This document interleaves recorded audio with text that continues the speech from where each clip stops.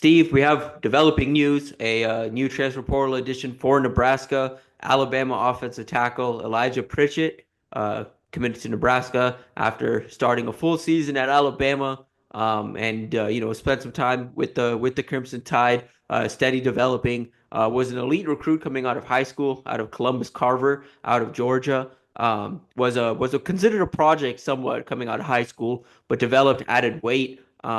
Now stands a gargantuan 6'6", 322 pounds, I believe is where he's at right now, is what he's listed at. A massive human being. And we can dive into kind of the prospect real quick. But Steve, initially your reaction? Yeah, so they needed to bring in an instant impact guy, and I think that's going to be the hope, at least with Elijah Pritchett. So, yeah, spent 3 years at Alabama. He played both left and right tackle, but I think he's coming to Nebraska primarily as a right tackle. That's where he spent last season, starting for the Crimson Tide.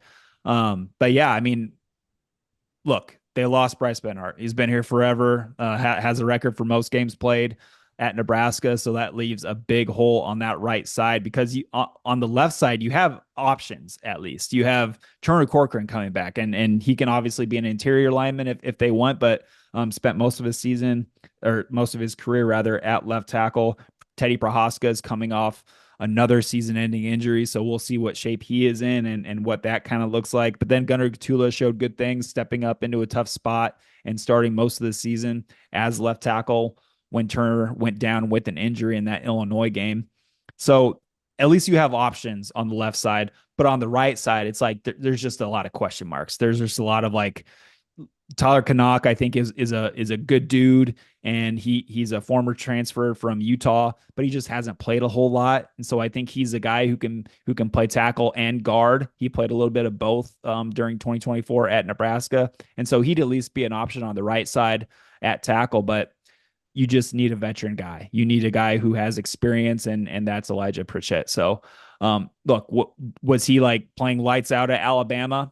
Not necessarily, but there are flashes. I mean, he was a former 5-star for a reason. He's got a lot of talent. He's first guy off the bus type material, because of his size, 6'6", 327 pounds. I was watching some games of his last night before we were filming, and he's just not a lot of fat on that guy. He looks like Superman out there. He's huge, and he moves well, obviously for his size. But so yeah, it's just going to be an interesting thing with him and how he makes the transition from one offensive line room to Donovan Raiola's offensive line room, because Donovan Raiola runs a tight ship. He and has his own unique blocking style that he wants to teach his guys. So there's going to be a transition for Elijah, but I think bringing him in with somebody of his caliber and his ceiling, he's not at his ceiling right now. He's got a ways to go, but he's coming here with 2 seasons of eligibility left, so that's something that you can build on. For sure. He's a guy that, I went back and watched 3, 4 games from this past season in Alabama, and the stats are something that I know people are harping on right now. You see 31 pressures allowed, 6 sacks allowed, the worst graded starting offensive lineman for Alabama this past season, and you kind of wonder, okay, what's the deal here? Sure. But specifically at offensive line, stats aren't everything. You have to Mhm. watch the tape. And when you watch the tape, and there's always answers to why these things happen, why a former 5-star is letting up that many pressures. Why is he on the field? It's Alabama. Don't they have better offensive linemen? Why is he on the field if this is how he's playing? And then you watch the tape and you understand why he's playing. He is a mauler in the run game. Mhm. Absolute road grid. He gets hands on you, you're going backwards. It doesn't matter who you are. It didn't matter who they were. They played the best of the SEC. He gets 2 hands on you, you're going backwards. And he's a guy that once he's engaged and once he's locked in, it's hard to disengage. It's hard for anyone to disengage. He's driving you backwards. He's moving you out of the play.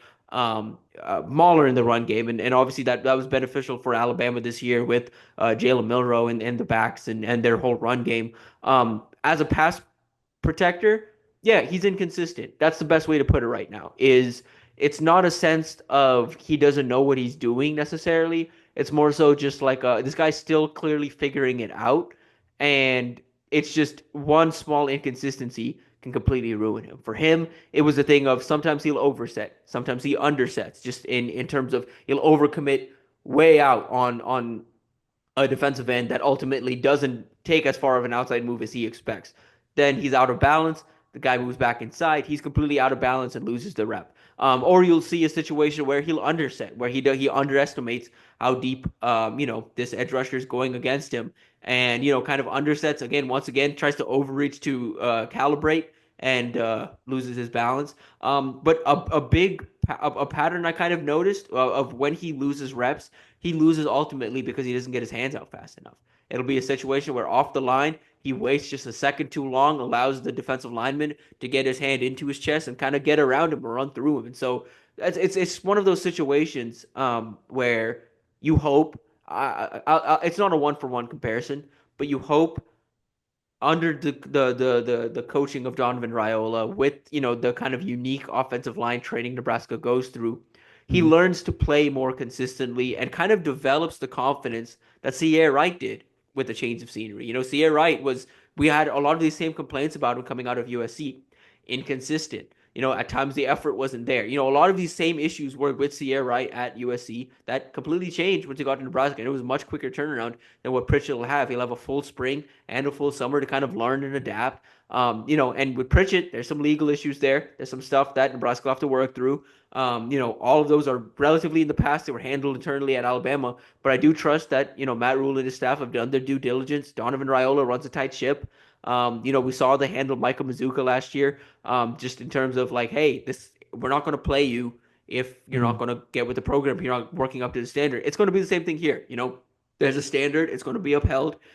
Pritchett, by all accounts, physically and just talent wise, deserves to be starting probably. But if the standard's not being upheld, he's not going to start. He's not going to play. It is what it is. And I'll also throw this in there in terms of just the projection for him. I think he's going to stick at right tackle, but out of high school, a move inside was explored, and I kind of wonder if Nebraska explores that as well because he's excellent as a run blocker, and it could be better with working in the confined space that a guard is in pass protection than kind of working out on an island like a tackle is in pass pro. Yeah, all good stuff, Tim. And the last thing I'll say on this is he's just not a finished product that I think a lot of fans were maybe hoping for with like, Keegan Trost si visiting Nebraska but choosing to pass and signing with Mizzou. Faili Fa'amo, the Washington State product, visited but chose to stick with his head coach, which for obvious reasons at Wake Forest. So those are two swings and misses for Nebraska and Donovan Raiola in the transfer portal with guys who can plug and play at that right tackle spot right now. And while Pritchett is that guy, I just don't think he's at the level of those other two. But that's totally fine. He's a young guy.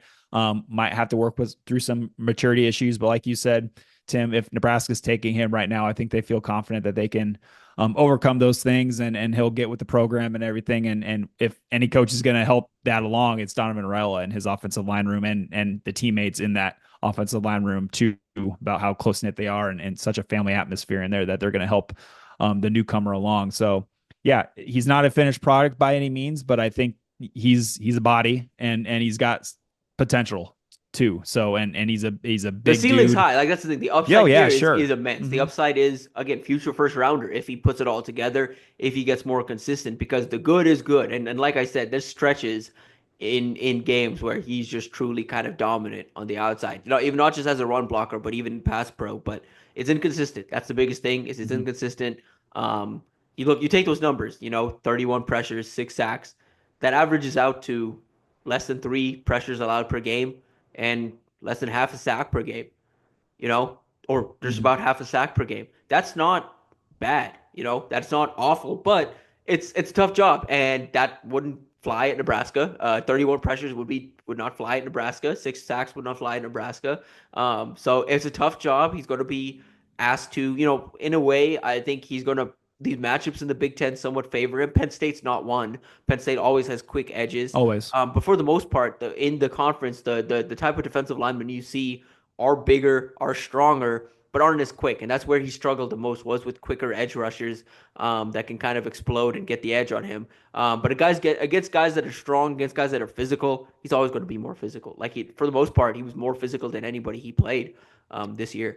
Yeah, and who knows if protecting a quarterback like Dylan Raiola, who is different than Jalen Milroe, obviously. Maybe that helps things as well with, I don't want to say an immobile Dylan Raiola, but more of a stationary quarterback than Jalen Yeah, Milroe you is, know what the obviously. pocket is. You don't have to adjust the Sure. pocket a whole lot. Versus Uh-huh. with Miller, there were times where, yeah, Miller's adjusting the pocket. That Mm-hmm. doesn't help your offensive lineman. He's taking a second too long to make a decision. That won't happen. And that won't, I mean, again, Dylan, we've seen this year, had issues where he's hanging on to the ball a little too long.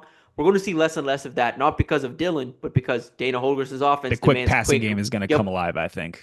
quick passing game and demands quick reads, and that's all going to be beneficial Yep. for Pritchett up front as well. So yeah, again, a systematic change, a schematic change, just a change of scenery. Moving from Tuscaloosa, Alabama, to a little further from home, to Lincoln, Nebraska. It could all just be a beneficial thing for a young man that does have plenty of upside. Go ahead, And Steve. one last thing, Tim, before we get out of here, what does this all mean for Grant Bricks? Obviously, everybody knows Grant Bricks. Everybody is high on Grant Bricks. They want to see him out there. He debuted on the depth chart late in the season, but as a guard, as an interior lineman, where do you see Grant Bricks and his kind of development in Nebraska? Do you think there's a chance that we see him next year as a redshirt freshman? Yeah, I mean, I wonder if a guard to move makes sense right now, but I also wonder if this ultimately, if he's still patient with the program and patient, this buys him some time to just sit and develop and continue to learn, and Exactly. and Mm-hmm. it's maybe not this year, but next year he steps into a starting role while he's playing more of a reserve rotational role this year. I think the goal for him this year should be work himself up to, hey, he can provide quality minutes within a limited role. You can Mm-hmm. rotate and be like, hey, Pritchett, take this drive off. We're going to get Bricks out there. Or, hey, Turner Corcoran, take this drive off. We're going to get Grant Bricks out there. That should be the goal, I think, for 2025 for Grant Bricks, if he's still bought into the program. And that's, where his head's at, kind of coming in as a coveted elite blue chip recruit that hasn't really seen the field just yet. You would hope with offensive linemen for the most part they're bought into the fact that they have to sit and develop for a year or two, but you never know. So we'll just have to see. I wonder what a move to guard would look like for someone his size. I kind of Mm-hmm. prefer keeping him outside, but Mm-hmm. again, maybe Nebraska has a different vision for him. Maybe the pass pro hasn't come along the way we thought, but he is useful as a run blocker. So we'll see. Yeah, I think my outlook for him personally is rotational role in 25. For sure. Yeah, have to agree. So, but that'll do it for us. We appreciate y'all tuning in.